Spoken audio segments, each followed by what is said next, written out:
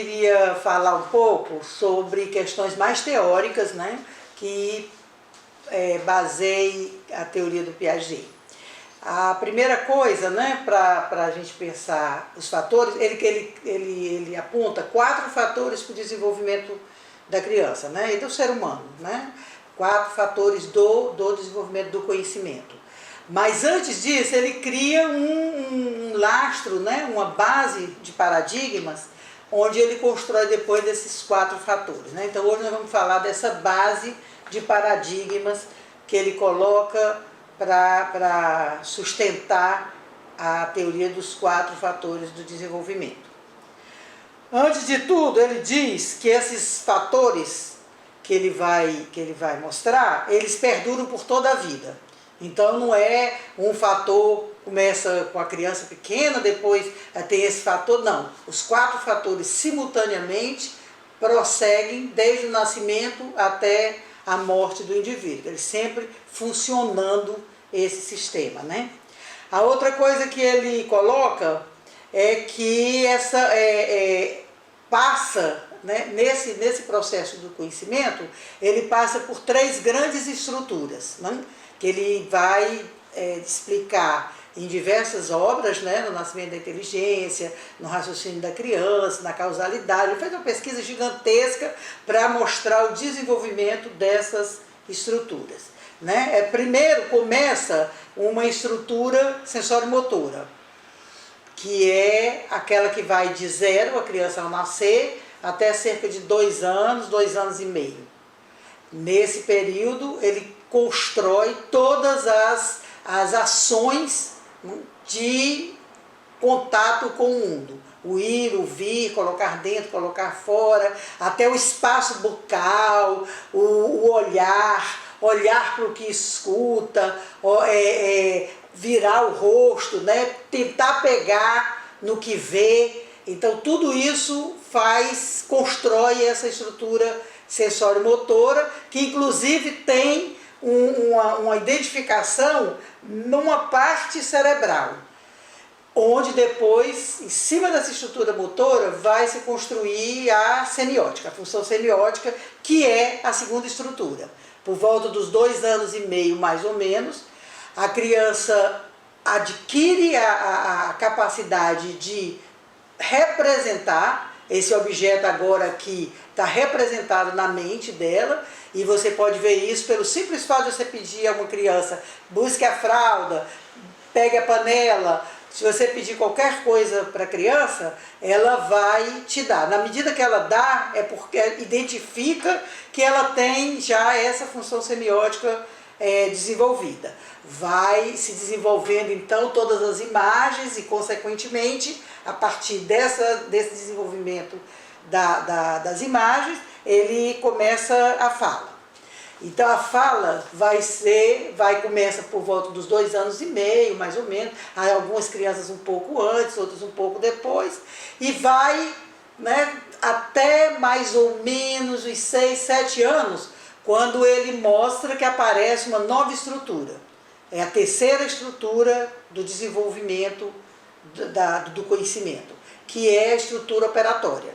Essa estrutura começa concreta, nas coisas, né, nas classes e nas ordens, e depois ela passa para as abstrações, para as hipóteses, para o pensamento mais elevado do homem, né? Quer dizer, conseguir, né, refletir sobre o seu próprio pensamento, né, desdobrar-se sobre si mesmo, que seria o último momento das operações, que seriam as operações abstratas. Ele então mostra que essas 3 estruturas, todos os seres humanos passam por elas.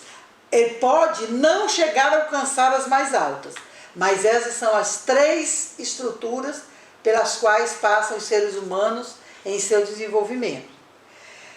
Outra questão que ele coloca, além dessas 3 estruturas, é que essas estruturas, elas não são cumulativas, né? Quer dizer, eu pego aqui a sensório-motora e agrego aqui a simbólica.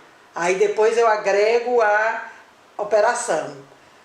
Na verdade, elas são integrativas, né? Na medida que a criança apreende o símbolo, faz a representação mental, incorpora o sensório motor e prossegue o seu desenvolvimento agora com mais essa capacidade que é de representação e de linguagem.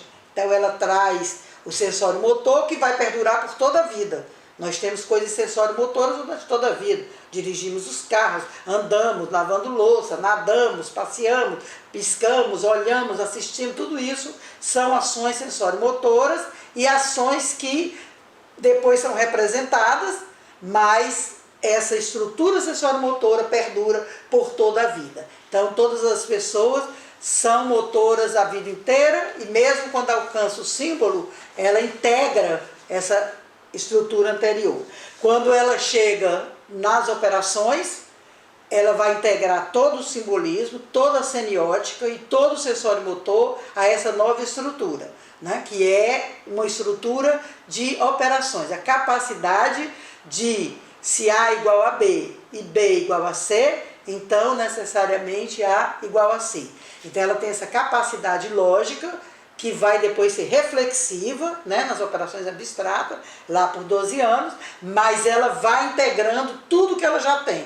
Nunca ela vai deixar de simbolizar, nunca ela vai deixar de usar a estrutura sensório-motora, inclusive quando às vezes tem uma dificuldade que nem passa pela reflexão filosófica, né? Trocar um pneu, vai lá e vai precisar de quê? Da semiótica e da prática, né? Da ação prática sobre o objeto. Ela então consegue trocar um pneu, fazer uma comida, lavar uma louça, várias atividades. Às vezes você faz um trajeto e nem lembra o que é que você fez durante esse trajeto, né? O trajeto fica meio que obscuro, né? Você foi tão mecânico, foi tão motor, que você não lembra na semiótica. Você estava pensando em outra coisa enquanto fazia aquela atividade motora. E quando você chega nas reflexões, não pode existir reflexão sem estar calcado numa semiótica, né? Na capacidade de representar. Essas estruturas também, ele diz que elas são de conjunto. Todas essas estruturas, se a criança é sensório-motora, ela é sensório-motora em todas as coisas. Então ela precisa pegar as coisas, ela tenta botar tudo na boca, ela balança todas as coisas, então ela não separa, né? Porque ela não tem outro mecanismo que não seja o motor. Quando ela entra no pensamento simbólico, ela agora, todas as atividades dela serão predominantemente simbólicas. Né, faz de conta, né, a brincadeira, a falar, o exercício da linguagem, repetir, cantar. Ela vai trabalhar agora todo esse simbolismo, mas continua tendo a estrutura sensório-motora. Então ela continua subindo, descendo, correndo, pulando, né? A criança tem uma atividade motriz assim gigantesca, né? E não abandona ela durante muito tempo do seu desenvolvimento. Mas na medida que ela tem a semiótica, ela começa a trabalhar mais à distância. Ela pode brincar de boneca, ela pode fazer um carrinho andando, simbolizar uma mudança, uma pista, e ficar falando até consigo mesmo, construindo estruturas semióticas que não precisa, né, agora está somente lançando mão da atividade física, né, sensório-motora. Ela pode agora representar e fazer uma série de brincadeiras semióticas que não precisam só do sensório-motor. E quando ela chega na última estrutura, nas estruturas lógicas, é uma hipótese que a gente deveria fazer tudo agora partindo da lógica. Tem pessoas que realmente trabalham na vida social com mais lógicas, outras não. Né? Se a pessoa não conseguiu chegar nos níveis mais abstratos do pensamento, ela fica rodopiando, né, entre as intuições, entre seus desejos e essa semiótica mal organizada logicamente, e ao invés de estar trabalhando no pensamento, no raciocínio, de classificação, de ordenação, de numeração, de ver prioridades, né? Então nem todo mundo usa essas últimas estruturas do pensamento. Pois é, nem todo mundo chega a esses níveis superiores de pensamento.